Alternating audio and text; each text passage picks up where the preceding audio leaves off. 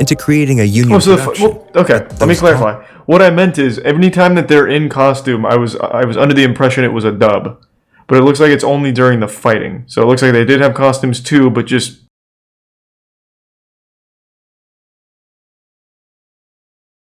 Did you watch the history of Minecraft's failed convention? No.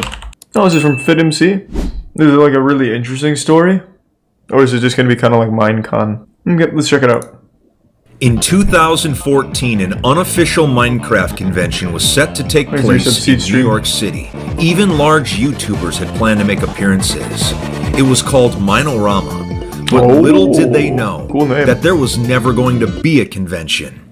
The organizers announced that it had been canceled, and over $500,000 in ticket revenue vanished. Holy shit, that's fucking cool. Chaos, with YouTubers and attendees trying to put together a replacement convention in less than 100 hours, and many news outlets covering the story, which gave a lot of bad publicity to the Minecraft community.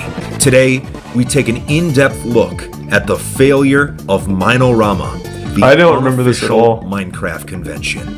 Failed conventions have been a popular topic in recent years. You have the infamous Fyre Fest, where influencers flew to the Bahamas only to end up sleeping in tents. TanaCon, which ended up with angry, dehydrated fans waiting in the hot California sun. DashCon and the infamous classic. Our story begins in 2013 during the height of Minecraft's first wave of popularity. A New York businessman named Lou Gasco decided to start a non-profit called TGSFE, or the Greatest Science Fair Ever, which would run virtual science fairs to get kids interested in learning. Realizing he didn't have the cash necessary to get his non-profit off the ground, he looked to other places for potential revenue. Minecraft. It was around this time that one of Lou's kids introduced him to the game Minecraft. And not long after, Lou was attending Minecraft conventions and learning more about the community. What's the recommended amount of dedicated RAM I should have to a server? In November of 2013, another classic. Lou was attending Minecon, the official this is a blast from the past past. Being held in Orlando, Florida. He ended up meeting several Minecraft YouTubers and saw how financially successful these gamers had become simply by entertaining people with the game. One of the YouTubers he met there was named King Jojo, who at the time managed several smaller YouTubers under the collective MVG. Both hit it off very well, and later in the month, Lou would arrange a dinner with Jojo in New York City. After an hour and a half of discussion, they came up with a plan. Put on an unofficial Minecraft convention in New York City. It would be financed by a for-profit company, which would then be used to fund Lou's nonprofit. Lou launched a website to sell tickets, selling 1,800 over a period of a few weeks. Not bad. Then working with the New York City Department of Education, they sold an extra 5,000 tickets. They had the funds to finally get the convention off the ground. You love to see a good scam. 2000, but they soon found out that $500,000 was not going to be enough. The MineORama team had to pay for food vendors, custodial services, security for the event, and this was all on top of the actual cost of the venue itself. Oh yeah, since the event was being held at the pier, those workers had to be union, so even more money was required to pay for their services. According to King Jojo's brother, after taking all of those costs into consideration, the convention at a minimum was going to cost $1.3 million to put on. And that was just with the essential services. This is Minecraft, that was more than double what their initial revenue from the ticket sales were. YouTubers began planning to show up at the event, and it seemed like it was going to be a legitimate convention. But then, the worst case scenario happened. The organizers of MineORama would receive a cease and desist letter from the creators of Minecraft, Mojang. Meeting of the Minds in Orlando, Florida was one of the more notable ones. It was advertised as a full-on convention, but ended up being nothing more than an empty room filled with awful Minecraft decorations. This looks lit! Prizes that were originally thought to be PS4s and Minecraft merch ended up being office supplies that had just been lying around. Free pins! So it makes sense that Mojang was doing their best to protect Minecraft's image from being tarnished by these scams. What really got Mojang involved, though, was the fact that the organizers were trying to sell digital tickets of the event, where you'd pay $25 to see a live stream. Oh, that's genius. With only 1 week left until the convention was supposed to take place, Lou Gasco had to announce the postponement of MineORama, after which all hell broke loose. Lou's head was found in a dumpster. About MineORama. That's right, this is a Minecraft event. It was all over the internet that MineORama had been canceled. It was a bad time for the Minecraft community. But during this time, with they became only stronger. 5 days left until the event was supposed to take place, something amazing happened. A bunch of YouTubers that had planned on attending the convention, as well as some supporters, got together in a Skype group to come up with a plan to hold a replacement convention that would be free to attend. Skydoes Minecraft managed to get Mineplex and MC Pro Hosting involved, and in just a few hours, everyone was able to put together $40,000, enough to rent a simple venue in New York City. It would be called UCube, and would be a meetup where the scammed MineORama attendees would be able to meet some of their favorite YouTubers as well as other Minecrafters. YouTuber Ant Venom opened his home, giving 10 of the organizers and attendees a place to stay. What? The event started to get advertised on social media, and on July 2014 was a different time. 2014, on such short notice, UCube became a symbol of positivity during a dark time for the Minecraft. Man, imagine this now with the then, Minecraft community. It'd be a fucking war zone. Of MineORama. Stands at each other's throats, uploaded a video mangled several years corpses ago that everywhere. detailed what happened to both Lou Gasco and King Jojo after the event. The MineORama fiasco would end up financially ruining King Jojo, and months down the road, he would sadly pass away. Lou Gasco would take the brunt of the financial burden and spent a lot of time in the New York court system, dealing with lawsuits and refunds for the event. But the big question still to this day is what happened to the missing $500,000. Yeah, I wonder where that went. I guess we'll never truly know. MineORama has always been seen as a scam, but looking back and knowing the truth, we can see that while innocent people had their money stolen from them, Lou and Jojo never had bad intention. Oh, that was interesting. The first Minecraft scam. I respect that. The real reason the original Power Rangers were fired. That was recommended to me on YouTube the other day. Let me see. Rangers! And we're not backing down! Such a good show. This is one of the most lasting entertainment franchises of all time. You still love it. The Mighty Morphin Power Rangers exploded into the 90s with Megazord-like force, and since then has become a key element in our cultural zeitgeist. Over the last 28 years, fans of the Power Rangers have been treated to 3 feature films, over 60 comic books, and over 900 episodes of spin That's kicks it? and giant I would've robots thought it'd be with well no over signs 1,000. of slowing down at any time in the near future.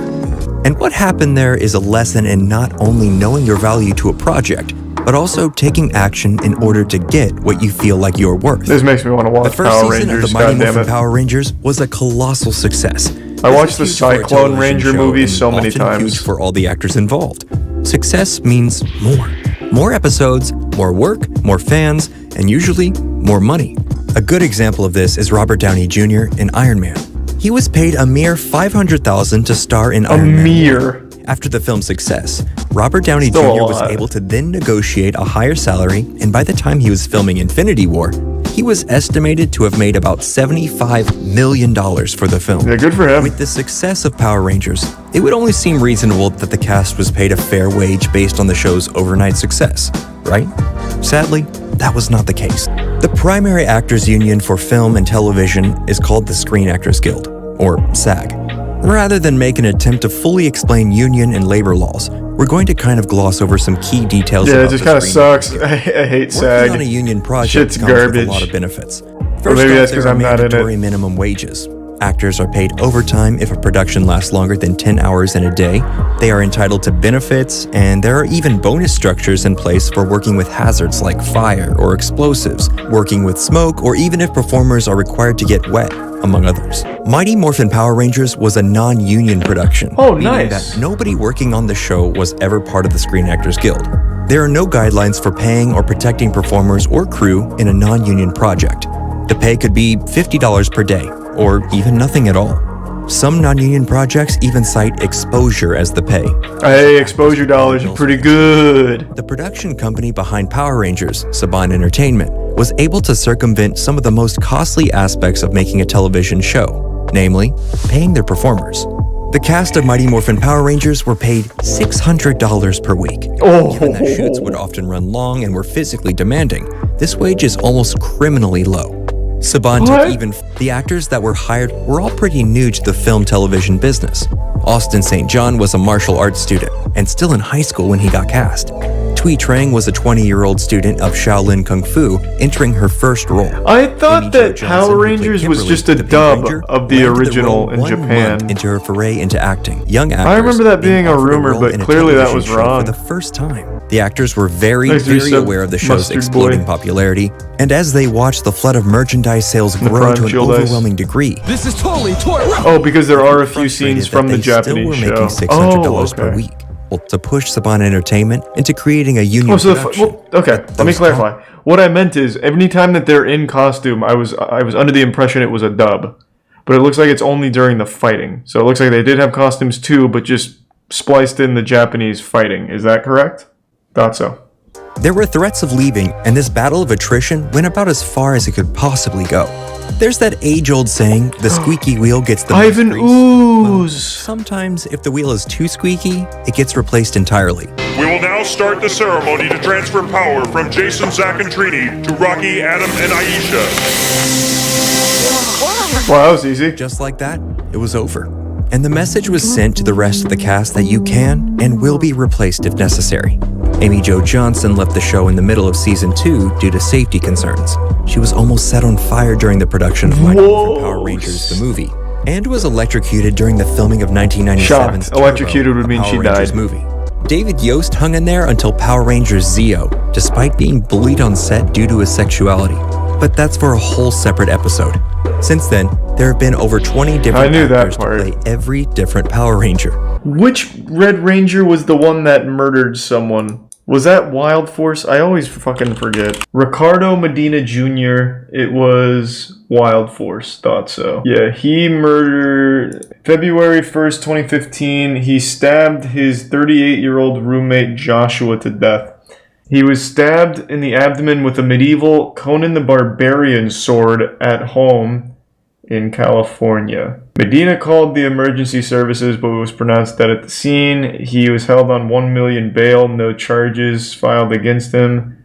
Till further investigation, he was released. He claimed to have stabbed Sutter in self-defense after he forced the door open of Medina's bedroom, into which Medina and his girlfriend had retreated after an argument between Medina and Sutter. Medina had lived at his home in Greenville. Okay.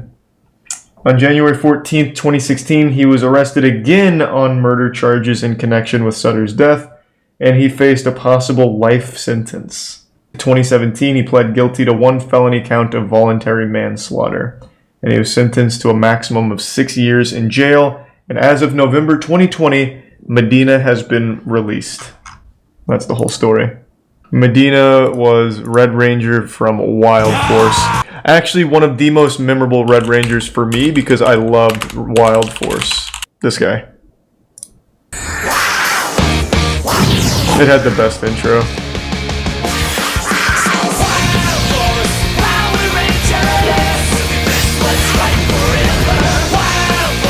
Fuck, it's so good. Jesus Christ. I need to rewatch Power Rangers. Also, I did know about them bullying the Blue Ranger for being gay. That's a very well-known one. Power Rangers was pretty fucked up early on. I didn't know about the Pink Ranger nearly being set on fire, though. What was her name? She's 50? She still looks like she's like 30 years old at most. Holy fuck. Good for her. That's that fucking Mighty Morphin genes right there. Zordon, what are we gonna do without a Pink Ranger? There is somebody out there that can take my place. Hi, everyone. The power's all yours now. In 2018, after Hasbro acquired Power Rangers from Saban, it was announced that the show was moving toward hiring union performers. But still, That's almost 25 years of getting away with dramatically underpaying your performance. That's actually fucking crazy. Part of Amy Jo Johnson has found success as a filmmaker. She successfully crowdfunded her first feature film, The Space Between, in 2017. David Yost started his own clothing company back in Texas. Heck, even the voice of Alpha, Richard Horvitz, has gone Wait, what? legend as the voice of Zim, He- Nickelodeon's Invader Zim. I had no idea he was In Alpha. an industry that is constantly taking advantage Wait, of that's its nuts. performers, sometimes the only person you can really trust is yourself. If you haven't yet done so, please also hit subscribe, and hopefully we'll see you all for our next video. That was much more interesting than I thought. I had no idea that they were just fucking abusing people there. Cooking Eggs in the Microwave by Callie Muscle. Callie Muscle's kind of cool. Where's he at? Let's go, Callie! You even got the fireplace lit. This is so sensual. Give it all at once. So y'all gotta stay with me for the rest of your life. I give you piece by piece, so you can be great too. And I do about 200 curls on each arm. Hold on, my rib. Oh, resistance band curls. Yeah. Muscle bands. Go get a muscleband.com. But today's video, I'm gonna teach y'all how to cook Fucking eggs turbo real speed. fast. Okay. Well, it's all I need when y'all to go. See what I'm saying? Your grandmama ain't there, your auntie, your mama, your sister can't cook for you. Learn how to cook for yourself. You wouldn't be jacked, nigga. Come on, walk with me. Yeah. Mac Truck ain't got shit on me, nigga. You can have a whole motherfucking clan, nigga. I'm teaching them how to cook. He's always out of breath. Quick. See what I'm saying? Youngsters ain't got time. 2 minutes or better. That's all they want. For as long as I've known Callie Muscle, he's always been like out of breath. This is pussy boy. What does Callie Muscle look like now? I haven't checked in a long time. I bet he's just as big. He looks even bigger. Oh, that man organic. I got me a show for it, boy. Yeah, boy. Yeah, we finna clean Boy, I'm a little drunk. I'm a little drunk on the 405 right now. His veins are always so wacky. Like, look at that. That looks like an actual spaghetti noodle. Like a wet noodle. This looks like fuck, what is it? Ah, like those little lightning bolts like the action lines you draw as a kid to represent like a hit or something. God, his veins are nuts. Imagine his dick. His dick veins must be so fucking cool. Like he probably has like dick veins that look like other dicks coming out of it. I bet it looks wild. Fried bologna sandwich. Sure. I only really like bad cooking. Probably you're having the pizza and the wings. This is Ray William Johnson. Let's check it out. Let's run it. I'm making the fried bologna sandwich. All right. Can you fry bologna? Isn't it a lunch meat? My bologna frying. Lay down my cheese. Okay, Really quick sandwich to okay. make, during halftime or any time. Looks like it's going pretty Now I'm gonna well crack so my far. egg. Oh, the one-handed, not Do that. perfect, but it gets the job done.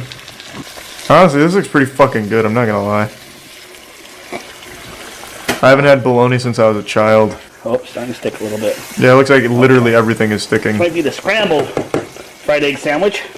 I don't even think we're gonna get a sandwich out of this, bro. It's just gonna be fucking, like, dust in the pan. I have no doubt he didn't oil or butter this pan. But I respect it. It's gonna be even better for it. Kind of kiboshed this because I should have. But it's still going to be a great sandwich. It does look good. Yeah, Flame fuck a yeah. little Let's bit, my juice. get it. So how's everybody on the Super Bowl Sunday? Good? Feeling great, actually, Jay. I've got a good feeling about the Super Bowl. It's not burnt, it's flavor blasted.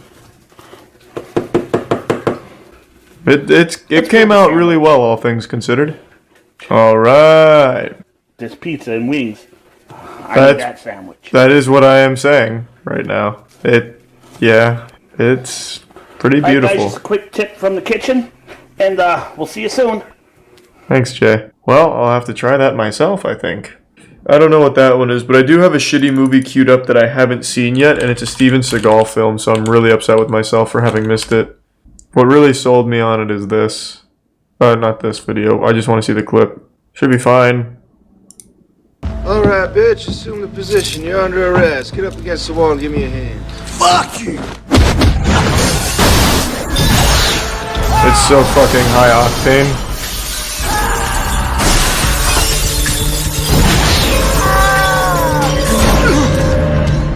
Oh, hell no. Storm? I think I dropped something. You see anything on the street down there? Yeah, so that really made me want to watch it. So I'm going to probably watch that in the next couple days before I forget. I love Steven Seagal. I think he's the best action actor we've ever had. And it's a shame he's not in more movies. He should have absolutely been the villain in the newest Fast and Furious movie. He would have been great. He's too busy selling fake martial arts. Don't you ever call his form of Aikido fake. You just haven't transcended yet. You can't wrap your head around it. You don't know what a real weapon looks like.